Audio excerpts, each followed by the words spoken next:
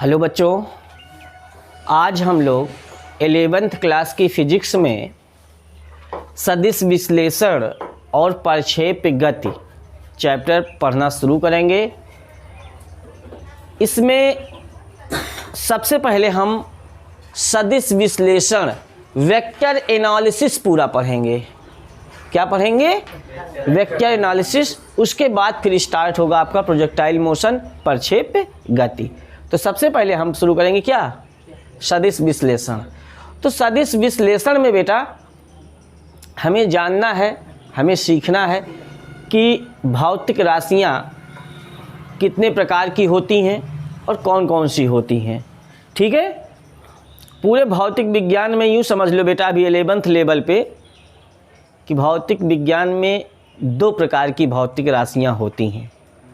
कितने प्रकार की? 2 प्रकार की। पहली भौतिक राशि मान लो अदिश राशियाँ। अभी तक ये नहीं पढ़ाया गया था कि पढ़ाया गया था? अदिश राशियाँ नहीं पढ़ाया गया था। 7 मूल राशियाँ आपको पढ़ाया गया है, व्युत्पन्न राशियाँ आपको पढ़ाया गया है, लेकिन अदिश राशियाँ नहीं पढ़ाया गया और सदिश राशियाँ नहीं पढ़ाया गया। वो इस चैप्टर में आपको पढ़ने को मिल रहा है। पहला क्या? अदिश राशियाँ स्केलर क्वांटिटीज।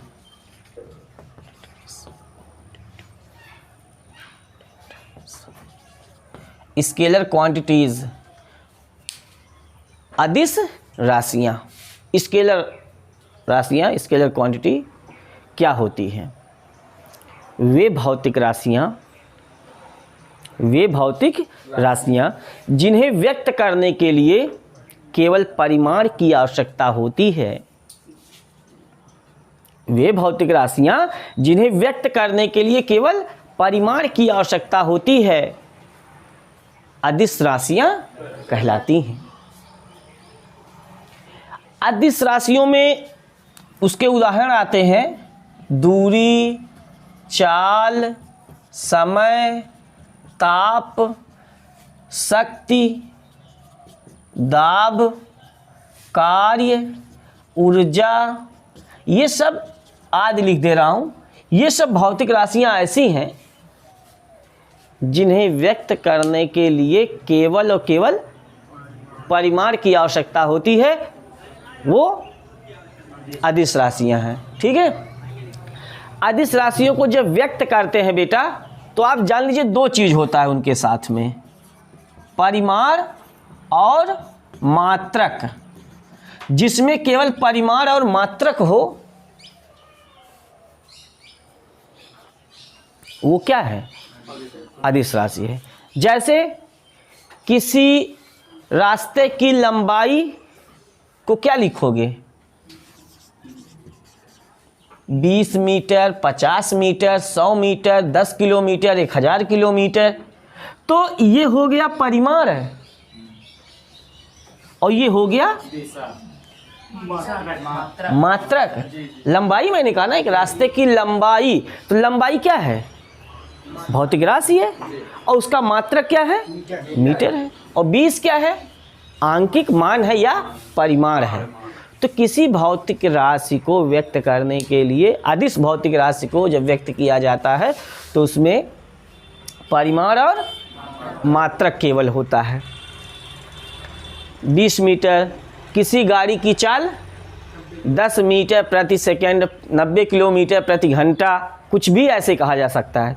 तो क्या है? वो मान है, परिमाण है और मात्रक है। समय 10 सेकंड, 20 सेकंड, 50 सेकंड, तो 50 और सेकंड केवल इतने कहा जा रहा है, इसलिए ये भी अदिश राशि है। ताप इतना degree Celsius, 50 degree Celsius, 100 degree Celsius, है ना? तो 100 और डिग्री सेल्सियस क्या हो गया? इतना वाट, 100 वाट, 200 वाट, 400 वाट, ये क्या है? शक्ति है। ये दाब इतना पास्कल, 50 पास्कल, 100 पास्कल, 1000 पास्कल, या इतना न्यूटन प्रति मीटर स्क्वायर, मान और मात्रक है। कार्य 100 जूल, 200 जूल, 400 जूल। ऊर्जा भी इसी प्रकार 50 जूल, 100 जूल, है ना? तो ये सब भौतिक राशियाँ जिन्हें व्यक्त करने में केवल परिमाण और मात्रक का उपयोग होता हो, वो सभी भौतिक राशियाँ अदिश राशियाँ कहलाती हैं। समझ गया बेटा? ठीक है, चलिए दूसरी राशियाँ हम लोग समझते हैं। क्या? सदिश राशियाँ, वेक्टर क्वांटिटीज, वेक्टर क्वांटिटीज, सदिश राशियाँ ऐसी भौतिक राशियाँ जिन्हें व्यक्त करने के लिए परिमाण और दिशा दोनों की आवश्यकता होती है, वे भौतिक राशियाँ सदिश राशियाँ कहलाती हैं। ऐसी भौतिक राशियाँ जिन्हें व्यक्त करने के लिए किस किस चीज़ की ज़रूरत है? परिमाण प्लस दिशा, मैग्नीट्यूड प्लस डायरेक्शन। अगर हमें दोनों की ज़रूरत है उसे शो करने में, तब वो क्या होगी? सदिश राशियाँ होगी। जैसे जैसे कुछ एग्जाम्पल्स आते हैं वेक्टर क्वांटिटीज़ के, जैसे विस्थापन, डिस्प्लेसमेंट, वेग, वेलोसिटी, उसके बाद त्वरण, बल, है ना, वैद्युत क्षेत्र की तीव्रता या चुंबकीय क्षेत्र की तीव्रता, 10 में पढ़े होंगे, चुंबकीय क्षेत्र की तीव्रता या चुंबकीय क्षेत्र, है ना। ये सब भौतिक राशियाँ जो है कैसी राशियाँ हैं? सदिश राशियाँ हैं। संवेग, ठीक है, कैसी राशि है? सदिश राशि है। तो इस तरह से वे इन भौतिक राशियों को व्यक्त करने में परिमाण के साथ साथ कैसे, जैसे कोई व्यक्ति 5 मीटर उत्तर की ओर, तो 5 मीटर उत्तर की ओर ये वस्तु का क्या है? यह व्यक्ति का क्या है? विस्थापन है। कोई व्यक्ति 5 मीटर उत्तर की ओर जाता है तो ये वस्तु का क्या है?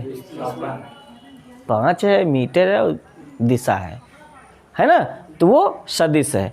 लेकिन कोई व्यक्ति 5 मीटर जाता है, वो अदिश राशि की श्रेणी में होगा। डायरेक्शन जुड़ जाएगा। तो ये वेग वेक्टर क्वांटिटी है। वेग में कह सकते हो कोई वस्तु उत्तर की ओर इतनी मीटर पर सेकेंड के वेग से जा रही है, पूरब की ओर इतने मीटर पर सेकेंड के वेग से जा रही है, तो ये सदिश। त्वरण तो सदिश राशि है ही है ना, इतने मीटर पर सेकेंड स्क्वायर उसमें होता है। और वेग परिवर्तन इसमें आता है, वेग परिवर्तन की दर, तो वेग बटे समय, तो वेग आता ही है, तो इसलिए वो सदिश हो ही जाता है। बल भी सदिश राशि है। इतने न्यूटन के बल से या कितने न्यूटन के बल से किसी वस्तु को इधर से इधर खींचा जाता है, जो भी दिशा बताई जाए, है ना। चुंबकीय क्षेत्र, तो ये सब राशियाँ आपको याद कर लेनी है। कौन सी भौतिक राशियाँ हैं? सदिश राशियाँ हैं। ठीक है, तो दोनों राशियों के बारे में समझ गए। वे भौतिक राशियाँ जिन्हें व्यक्त करने में केवल परिमाण की आवश्यकता होती है, दिशा की नहीं होती, अदिश राशियाँ कहलाती हैं। वे भौतिक राशियाँ जिन्हें व्यक्त करने में परिमाण के साथ साथ दिशा की भी आवश्यकता होती है, वे सदिश राशियाँ कहलाती हैं। इतना आप समझ गए। अब हम लोग समझेंगे बेटा तीसरी पॉइंट, स्थित सदिश, पोजीशन वेक्टर। पोजीशन वेक्टर, स्थित सदिश क्या होता है? पोजीशन वेक्टर किसी भी कण का पोजीशन वेक्टर क्या होता है? जैसे कोई कण यहाँ पे है, बिंदु P है ना, ये x अक्ष है और y अक्ष है। XY तल में कोई कण बिंदु P है। इस कण की अगर मूल बिंदु के सापेक्ष, किसके सापेक्ष? मूल बिंदु के सापेक्ष सदिश लिया जाए तो इसे स्थित सदिश कहते हैं। किसी बिंदु का मूल बिंदु के सापेक्ष सदिश स्थित सदिश कहलाता है, पोजीशन वेक्टर कहलाता है किसी बिंदु का। और इसे हम दिखाते कैसे हैं, अब वो हमारे ऊपर है। हम मान लें ओपी पर तीर का चिन्ह लगा देते हैं, तो ओपी को पढ़ते हैं बिंदु P का पोजीशन वेक्टर, बिंदु P का स्थित सदिश। किसी पॉइंट का पोजीशन वेक्टर क्या होता है, उस पॉइंट के साथ O लगा दें, OP, OA, OB, OC, OD, तो ये उन बिंदुओं के क्या हैं, स्थित सदिश हैं।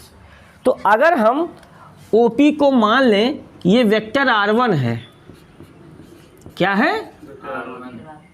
है ना, और यहाँ पे एक बिंदु Q है जिसकी स्थित सदिश हम मान लें क्या है, R2 है।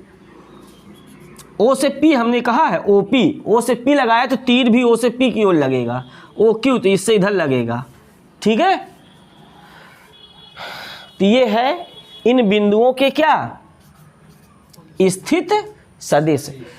किसी समतल में किसी कण का मूल बिंदु के सापेक्ष सदिश स्थित सदिश कहलाता है।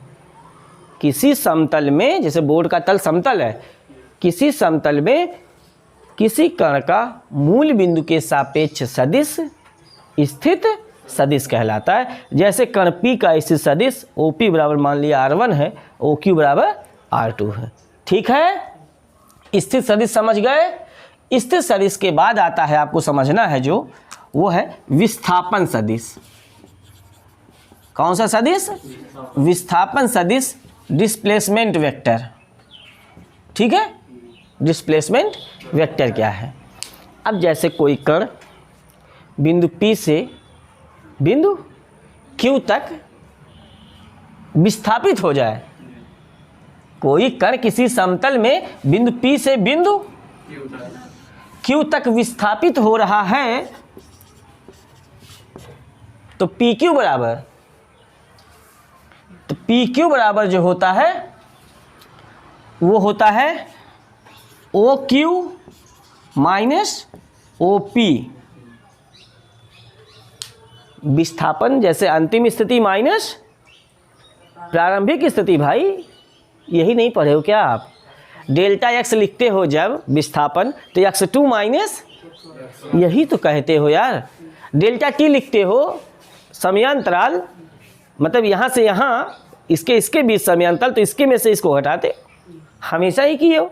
तो यहाँ पे बताओ PQ कण का विस्थापन लिखना है, तो P से Q गया कण है, तो कहाँ से कहाँ घटाएंगे, OQ माइनस OP, जिसे हम क्या लिख सकते हैं, R2 माइनस R1, ठीक है। ये है कण PQ का विस्थापन। अगर हम इस OP पे बेटा परिमाण लिख देते, OP का परिमाण, OP का दोनों ओर मार लगा देते, मार का चिन्ह, तब ये जो R1 पे वेक्टर लगा था वो वेक्टर हट जाता। ये है OP का क्या, परिमाण। ऐसे OQ का अगर परिमाण लिखना चाहते तो यहाँ केवल R2 होता, उस पर वेक्टर का चिन्ह नहीं होता।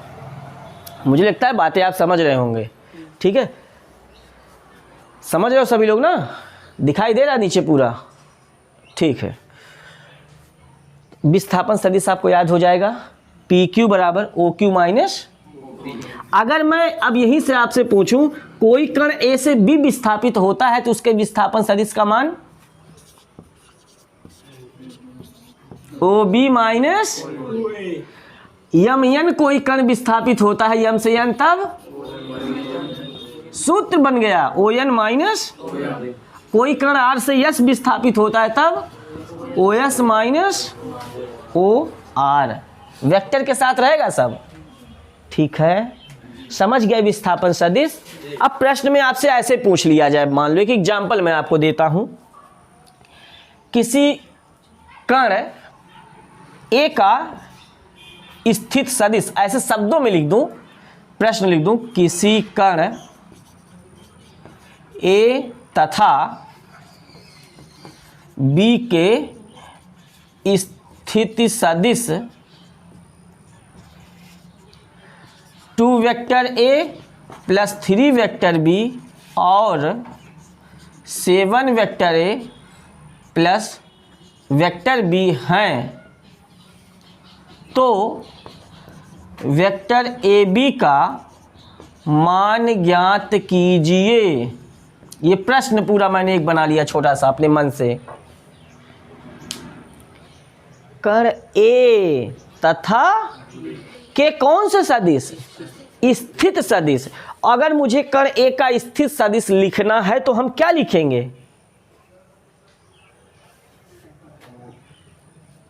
कर ए के स्थित सदिश को क्या लिखेंगे?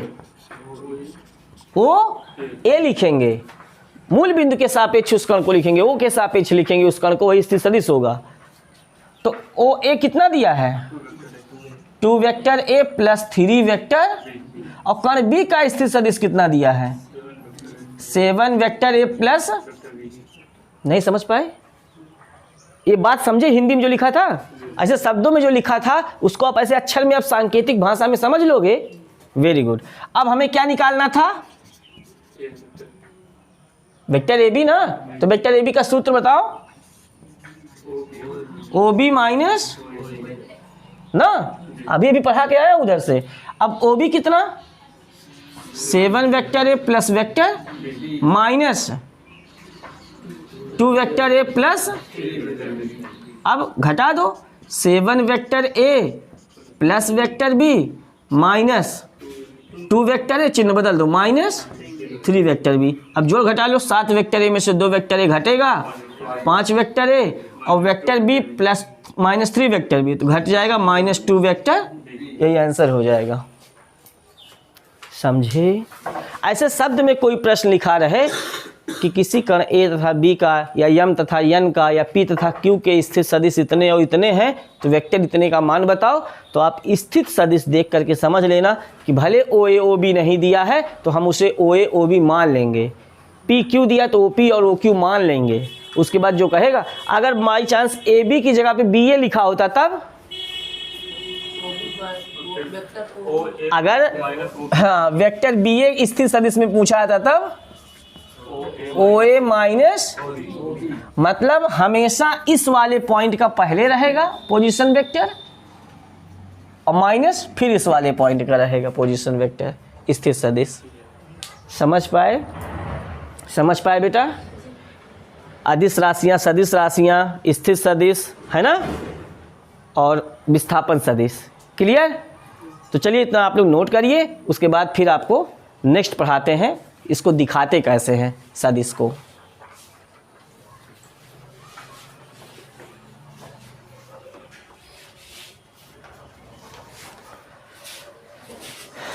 नोट कर लीजिए सभी लोग।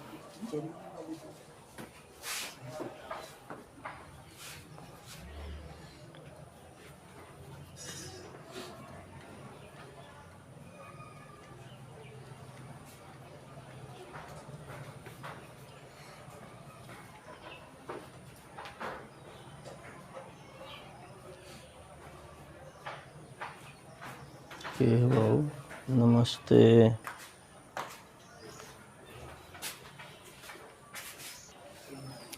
चलिए अब हम लोग देखेंगे कि सदिशों का संकेतन क्या है, सदिश को हम दिखाते कैसे हैं, वेक्टर्स को हम शो कैसे करते हैं। किसी भी वेक्टर को बेटा शो करने के लिए हम उस वेक्टर पर तीर का चिन्ह लगा देते हैं। किसका? एरो का चिन्ह लगा देते हैं, तीर का चिन्ह लगा देते हैं। क्यों तीर का ही चिन्ह लगाते हैं, क्यों नहीं और दूसरा कोई चिन्ह दिखाया गया या माना गया है ना? क्यों हम केवल तीर का ही चिन्ह चुनते हैं? क्योंकि तीर जो होता है बेटा ना, तीर में इस तीर की जो नोक होती है, नोक, ये दिशा को प्रदर्शित करती है, और जो तीर की ये लंबाई होती है ये परिमाण को प्रदर्शित करती है। किसी भी भौतिक राशि पर तीर का चिन्ह लगा के हम सदिश को प्रदर्शित करते हैं, क्योंकि तीर की लंबाई उस भौतिक राशि की उस भौतिक राशि के परिमाण को प्रदर्शित करती है, और तीर की चिन्ह जो होता है, तीर जो होता है वो उस भौतिक राशि की दिशा को प्रदर्शित करती है कि वो भौतिक राशि किस दिशा में जा रही है, पूर्व की ओर, पश्चिम की ओर, उत्तर की ओर, दक्षिण की ओर, है ना। बढ़िया है। आज मैंने यहाँ पे थोड़ा सा डायरेक्शंस बना दिया है। अगर मैं किसी बच्चे से इन डायरेक्शंस को जानना चाहूँ तो आप सभी लोगों को पता होगा। बुक में मत देखिए, बताइए ये कौन सी डायरेक्शन है। हाँ, पूर्व, पश्चिम, उत्तर, दक्षिण, इधर कौन है?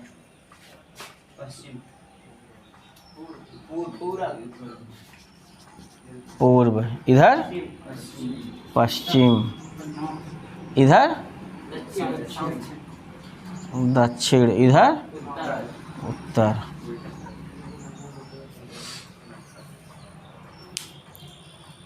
सही है।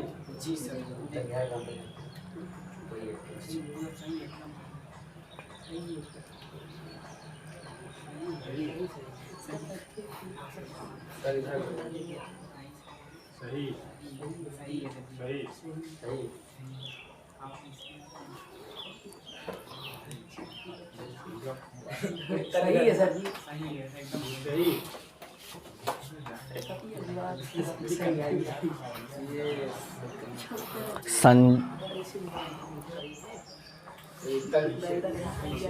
कुछ लोग संशोधन करेंगे।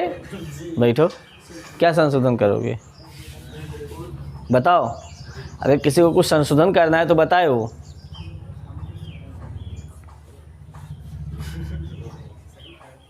सही है? सही नहीं। बोलिए बोलिए। दिशा पता है सबको? सही है। कारण है ना, कुछ लोग बुक खोले बैठे हैं, इसलिए उनको पूरा कॉन्फिडेंस आ गया है कि एकदम सही है, चाहे जो हो जाए एकदम सही है, क्योंकि बुक एकदम सामने छपा हुआ है, वही लिखा है, इसलिए एकदम उससे भटकने वाले नहीं है थोड़ा सा। नहीं तो हमने बहुत सारे बच्चे को भटकते देखा है, कितना भी उनको डायरेक्शंस पता हो भूल ही जाते हैं। वो अभी 100% इसको पूरब कहते हैं क्योंकि तीर इधर है, वो 100% इधर वाले को पूरब कहते हैं, निश्चित है पूरब कहते हैं। चूँकि बुक आपके सामने खुली हुई है कुछ अरे कुछ लोगों के पास खुली है, इसलिए उनमें कॉन्फिडेंस है कि मेरा तो सही है चाहे जो हो जाए, है ना। ये हमेशा जानिए कि जब भी हम दिशा बनाते हैं, है ना, ये लाइन खींचने के बाद तुरंत जहाँ पे ये इंड होता है, ये वाली लाइन, ये पूर्व होता है हमेशा। दाहिने, अपने दाहिने जो है पूर्व होता है और ये पश्चिम होता है तब। ठीक है। अगर हम यही चित्र इस दीवार पे बनाते, अब वहाँ दीवार, मान लो ये बुक है, ऐसे हम रख लेते बुक को, और इस बुक पे एक लाइन यहाँ से एक लाइन यहाँ से ऐसे खींचते तो पूरब किधर होता? इधर पड़ जाता। ज़रूरी नहीं है कि हम हमेशा पूरब ये दिशा देख के बना रहे, नहीं, हम जब भी चाहे जिधर दीवार पे बनाएंगे तो अपने दाहिने जो होगा वो पूरब होगा, और केवल एक दिशा कंफर्म हो जाए तो उसका विपरीत पश्चिम होता है, और उत्तर हमेशा ऊपर की ओर होता है और दक्षिण नीचे की ओर होता है। ईस्ट, वेस्ट, नॉर्थ, साउथ, है ना। इन्हीं चारों शब्दों से मिलकर न्यूज बनता है।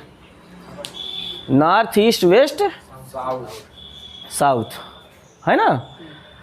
तो दिशा आप जानते रहिएगा, ठीक है। पूरब की ओर हमेशा उत्तर और नीचे दक्षिण, अपने दाहिने पूर्व। अगर मैं ऐसे खड़ा हो गया सामने तो मेरे दाहिने जो होगा वो पूरब, बाएं पश्चिम, सामने उत्तर और पीठ पीछे दक्षिण होता है। ठीक है। किधर भी अगर मैं ऐसे खड़ा हो जाऊं तो मेरे दाहिने पूरब, बाएं पश्चिम, सामने उत्तर, पीठ पीछे दक्षिण होता है। ऐसे डायरेक्शंस को आप हमेशा दिमाग में बैठाए रखना, मिस्टेक ना होने पाए। तो आप इतना समझ गए, किसी भी सदिश राशि को दिखाने के लिए हम किसका प्रयोग करते हैं? उस सदिश राशि पर तीर का चिन्ह लगा के उसको दिखाते हैं। तीर का चिन्ह ही क्यों चुनते हैं? हाँ, क्योंकि वो परिमाण और दिशा दोनों को प्रदर्शित करता है। ठीक है, तो मुझे लगता है आप समझ गए सदिशों का संकेतन। अब आता है सदिशों के प्रकार। सदिशों के प्रकार, types of vector. Types of vectors, vector सदिशों के प्रकार, वेक्टर्स कि सदिशों के प्रकार क्या होते हैं, सदिशों को हम दिखाते कैसे हैं, कितने प्रकार के सदिश होते हैं। ठीक है, तो सदिश कई प्रकार के होते हैं बेटा। पहले हम जानेंगे समान सदिश। कौन सदिश? समान सदिश। Equal vectors. समान सदिश किसे कहते हैं? दो सदिश जो परिमाण में बराबर हो किंतु दिशा में विपरीत हो, क्या कहलाते हैं? नहीं, दिशा में विपरीत ना हो। यहाँ देखो, दो सदिश जो परिमाण में क्या हो, बराबर हो और एक ही दिशा में हो, दिशा एक ही हो, उनकी दिशा एक समान हो और परिमाण क्या हो, बराबर हो, वो दोनों सदिश समान सदिश होते हैं। या यूँ कह सकते हो समांतर सदिश। दो ऐसे समांतर सदिश जो परिमाण में बराबर हो, दिशा एक ही ओर हो, उनकी क्या कहलाते हैं? समान सदिश कहलाते हैं, इक्वल वेक्टर्स कहलाते हैं। तो यहाँ पे इस चित्र में अगर ये वेक्टर ए है और ये वेक्टर बी है तो इसको हम क्या लिख सकते हैं? वेक्टर ए बराबर वेक्टर, ठीक है। और कुछ ऐसे खींच दें, ये वेक्टर ए है, ये वेक्टर बी है, ये वेक्टर सी है, ये वेक्टर, या इसको मान लो ये वेक्टर सी है और ये वेक्टर डी है। वेक्टर डी है, वेक्टर सी है, वेक्टर बी है और ये वेक्टर ए है। अगर मैं आपसे पूछूं इसमें कौन कौन से समान सदिश हैं? ये लंबाई भले आगे पीछे लिखी गई है, कुछ बच्चे आगे पीछे देख के समान सदिश मनबे नहीं करेंगे, है ना? तो ऐसा नहीं है, ये लंबाई सबकी समान है। इसमें से दिशा हमें समझ करके समझना है कौन कौन सदिश समान सदिश है। तो वेक्टर ए बराबर वेक्टर डी, ये तीनों आपस में बराबर हैं। तो समान सदिश समझ गए, इक्वल वेक्टर्स, है ना? दो या दो से अधिक ऐसे वेक्टर्स जिनके परिमाण समान हो और उनकी दिशा समान हो, वो वेक्टर्स क्या कहलाते हैं? वो सदिश क्या कहलाते हैं? समान सदिश कहलाते हैं, इक्वल वेक्टर्स कहलाते हैं। दूसरा होता है विपरीत सदिश। विपरीत, अपोजिट वेक्टर। अपोजिट वेक्टर्स क्या होते हैं? अपोजिट वेक्टर क्या होते हैं? दो वेक्टर या दो सदिश